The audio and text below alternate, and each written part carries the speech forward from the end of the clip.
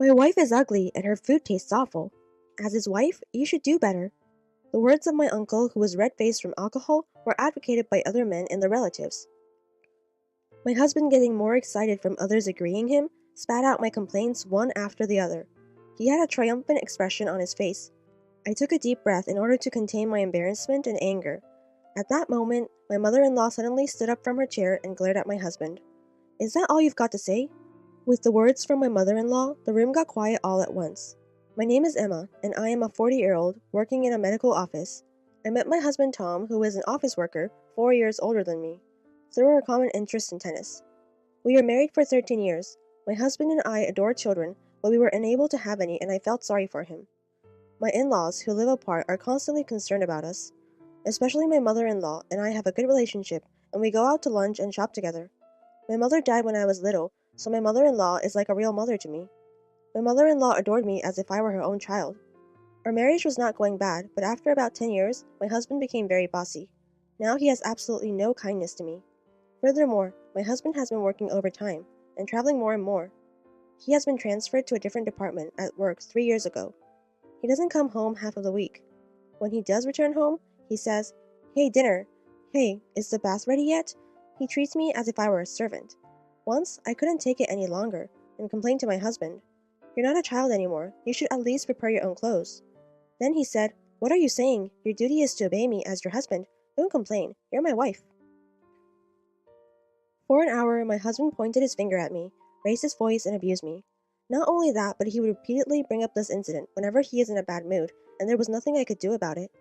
Because my husband was so annoying and troublesome, I had no choice but to obey him. When I was sitting at the table for dinner one day, he asked, "What's with all the vegetables again? Am I a rabbit? Now get up and put the meat out already." "You have high cholesterol, so I thought it's better to cut back on the meat." As if to interrupt me, he got up from his chair and threw the meal I made onto the floor. "Nobody knows my body better than I do. I'm going to eat out." "Wait!" My husband ignored my attempts to stop him, leaving the house with only his wallet and cell phone. He closed the front door loudly behind him. Every day I had searched the internet for recipes that reduced salt in meat for my husband. His cholesterol was high according to the company's medical checkup. All of my efforts were worthless. I picked up the food that made a mess on the floor, feeling depressed. My husband returned home 3 hours later, humming a song, drunk. I had no choice but to pick up his coat he threw on the ground and realized that it had grilled meat and perfume smell. I had suspected in the past that my husband was cheating on me, but there was no proof, so I tried not to be concerned. However, the scent of the perfume made me suspect my husband of cheating even more strongly this time. Since then, when my husband gets in a bad mood, he would leave the house without saying anything, and he takes a bath as soon as he gets home every time. Oh, it's the same perfume. I could smell it, even from the laundry basket, without smelling his coat directly. You won't be able to sing carelessly in the shower soon. Gaining confidence that he is cheating, I decided to get the evidence to put him in hell.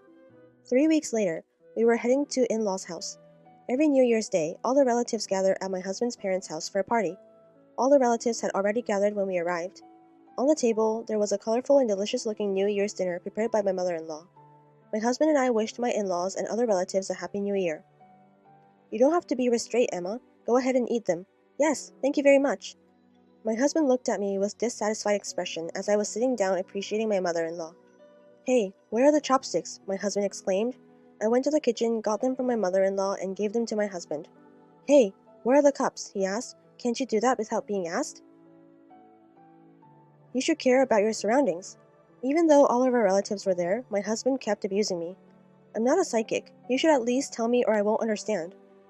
I contained my irritation and handed him a glass, and he sipped the sake the relatives had poured him with a delicious smile. "Would you like a glass too, Emma?" My uncle also offered me a drink, but my husband declined before I said anything. "She's my driver, so," he said. My mother-in-law and other female relatives were busily working in the kitchen. They were preparing lunch and bringing drinks and snacks to the men. I also wore an apron I brought from home and worked non-stop. My father-in-law and the other men were having a great time and drank one bin after another. I could hear the drunk guys laughing loudly. "I am so sorry that you guys have to be busy here. I believe we should take a break." My mother-in-law prepared some hot tea for us. When we were drinking the tea and having small talk, I heard my husband's voice from the living room. "Let's go around revealing things we can't normally say. Let's relieve stress talking about them. It's a new year." The man rejoiced at my husband's suggestion.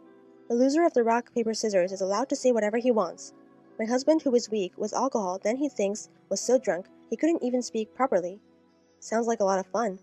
My mother-in-law smiled and seemed interested. Actually, I had something planned for this New Year's Eve party too. Then my husband said something unexpected and I decided to use this opportunity. I took something from my bag and put it in my apron pocket. Rock, paper, scissors. With a loud yell, the game started. The losers complained about their salaries, or their bosses, one after the other. So true, so true. The listeners agreed as the loser complained. Finally, my husband lost the rock, paper, scissors, and it was his turn to present his daily complaints. I was both excited and nervous about what he was going to say. My complaint is that my wife is unattractive and her food tastes bad. My mind went blank from shock. My father-in-law flusteredly cleared his throat. When you guys got married, you were complimenting her beauty and cooking skills. That was a long time ago, Dad. She now only serves tasteless food, full of leaves, like rabbit food. My uncle's expression darkened when he heard this. That's awful. Being his wife, she should do better. My uncle's words were advocated by the men. No one knew I had been thinking about my husband's health and cooking every day. Therefore, people were saying whatever they wanted. Listening to that, I was embarrassed and angry, wanting to just run away. Following my husband, the conversation changed to complaints about their wives. I work hard every day, so increase my allowance. Stop whining and just obey me. The father-in-law was smiling as he listened, but the wives on the other end remained silent and looked down. Then it was back to my husband's turn. Everyone is fortunate to have children, he stated. My wife is a defective woman, incapable of having children. My husband should know how badly I wanted children. I had never imagined he'd abuse me like that. Sadness and frustration filled my heart. I took a deep breath and tried to keep the tears from welling up in my eyes. Everything will be fine, Emma. My mother-in-law took my hand gently. She sighed deeply and stood up from her chair, approaching my husband with a dark expression I had never seen before. Is that all you've got to say? The men were surprised by how mother-in-law yelled, as she usually appeared kind and obedient to their father-in-law. The lively atmosphere changed dramatically and became quiet. Hey, we're all having a good time, my father-in-law said to my mother-in-law. There's no need to be angry. What? You guys are the only ones having a good time. You're the one who had to put a stop to them. Shame on you. Defective woman? How could you say that? Yes, that is right. With a troubled expression on his face, the father-in-law looks down. Can't you see that we, too, have a lot to say to you men, right? The woman who had been silently nodding burst into applause. Now, don't be afraid to speak up. Let us say whatever we want, and we will feel better. Mother-in-law's words triggered the women to express their true feelings one after the other. Increase your income if you want more allowance. Why don't you just do things on your own if you don't want us to complain? I would want you to do things for me instead. When the wives made precise complaints about them, the men went speechless and apologized one after the other. Only my husband remained cold and did not seem to care. What's bad about telling the truth? Why would I apologize? No one replied to my husband's question, and they exchanged awkward glances. I will not apologize, and I will repeat myself. Such an unattractive wife, a bad cook, and a defective woman who can't have children. My husband humiliated me, repeatedly pointing his fingers at me. At this point, the sadness and frustration I had been holding back turned into uncontrollable rage. You have no right to say such a thing to me. I approached my husband calmly, secretly controlling my cell phone, which I had hidden in my apron pocket. It's not fair that you only get to relieve stress. I would love to too, and you wouldn't mind, right? You have complaints about me? Don't be a fool. I would understand appreciation, but not complaints. Oh, let's see. I took an envelope out of my pocket and spread the pictures that were inside on the table where all the relatives were seated. The photo showed my husband entering a seedy hotel room with a woman in his arms. Another photo showed my husband exiting the apartment where she lived, holding her hand. I installed a GPS device in his car after gaining confidence about the affair so that I could always find him and take photos to prove the affair. I had brought it with me, for discussing it with my mother-in-law later in private, but I had to do this in this situation. All the relatives were surprised. The room became noisy. My husband was frantically collecting the photos. It is common for a husband to cheat on his wife, right? Guys, come on. My husband asked for agreement to the men, but no one agreed. When my uncle, who had previously supported my husband, was critical about cheating, saying no, that can't be forgiven. The men nodded strongly in response to his uncle's words, but my husband remained steadfast. You guys can't even cheat on your wives? Haha, shame on you guys. My uncle stood up when he heard my husband's words. Who is the most shameful, huh? That's right, the men exclaimed. They stared coldly at my husband. My husband appeared to be trying hard to appear strong and right. I was disgusted by such demeanor, so I confronted my husband with additional evidence. Actually, I got a phone call a week ago from Madoka-san, your new love. I heard you've been dating for 3 years. Madoka? Who is that? Don't try to fool me. I heard you had a crush on your subordinate. And Maruka-san is 7 months pregnant. I'm not sure what you're talking about. My husband was attempting making excuses, but he couldn't hide his agitation. She requested that I divorce you. I heard he refused to acknowledge the child, telling her that your wife wouldn't accept the divorce. I didn't say that. Oh, that's funny. I thought you didn't know her name. Saying that, I took my cell phone out from my apron pocket. I put it on speaker and turned the volume up to maximum so that everyone in the room can hear. Did you hear what I just said, Maruka-san? She sniffles, possibly crying, and says quietly, yes. Actually, I had called the girl the day before New Year's and told her I would call her today. She wanted to know what my husband was really thinking, and so she agreed. And so I secretly called the girl right before I questioned him. When the girl overheard the entire conversation, she burst into tears and became enraged. She complained, "My wife and I are getting a divorce, and he asked me to wait until then." I never said anything like that. You, as my wife, would understand, right? Why would I? You were the only one who betrayed me. When I said this, he looked down and became silent. I will never forgive you, said the girl, and hung up. She had believed my husband's words. Here is the divorce paper. Fill it out right now. When I tried to make him to sign the divorce papers I had prepared, he started to be furious towards me. Don't be ridiculous. I can't just immediately write this down. How dare you say such a thing after all this? I'll have you pay me 2 million yen in alimony. No, I'm never going to divorce you. I don't have that much money.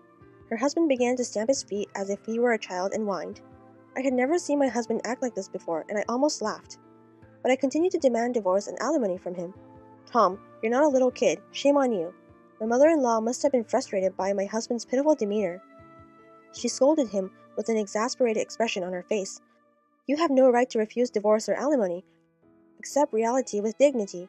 It's not that easy, Mom. Hey, you would understand how I feel, right, Dad? No way. I mean, how could I? Be responsible for what you've done. The husband reluctantly signed the divorce papers and agreed to pay alimony, holding back his tears. I had thought that this gathering would be a great time to reveal my husband's affair, so I pushed him even harder. I terminated our lease at the end of this month, because you don't need 2 homes to return to, right? When I said this, the woman applauded, and the men sighed deeply. My husband left my in-laws' house as if he were fleeing from everyone's attention. The following day, I submitted divorce papers to the city office, and I moved into a rental apartment which I had already signed a contract to. I also requested 1.5 million yen in alimony from my ex-husband's unfaithful partner. It would have been a devastating blow for the girl. She had resigned from her job after becoming pregnant, but I couldn't forgive her. My ex-husband tried to rely on the girl after his apartment was terminated. He immediately wrote the child recognition paper right after divorce. However, the girl eventually dumped him and demanded 1,500,000 yen per month in child support. Furthermore, my ex-husband resigned from his job after the affair became public. It became difficult for him to remain at the company. His parents abandoned him after that, and he was unable to find a new job, so he was sleeping in an internet cafe and working part-time jobs to pay alimony. Susan, my ex-mother-in-law, informed me that my ex-husband has gotten higher cholesterol levels and harmed his body. He had been living a self-indulgent lifestyle since our divorce. Susan and I, on the other hand, became friends after the divorce and became even closer than when I was married to Tom.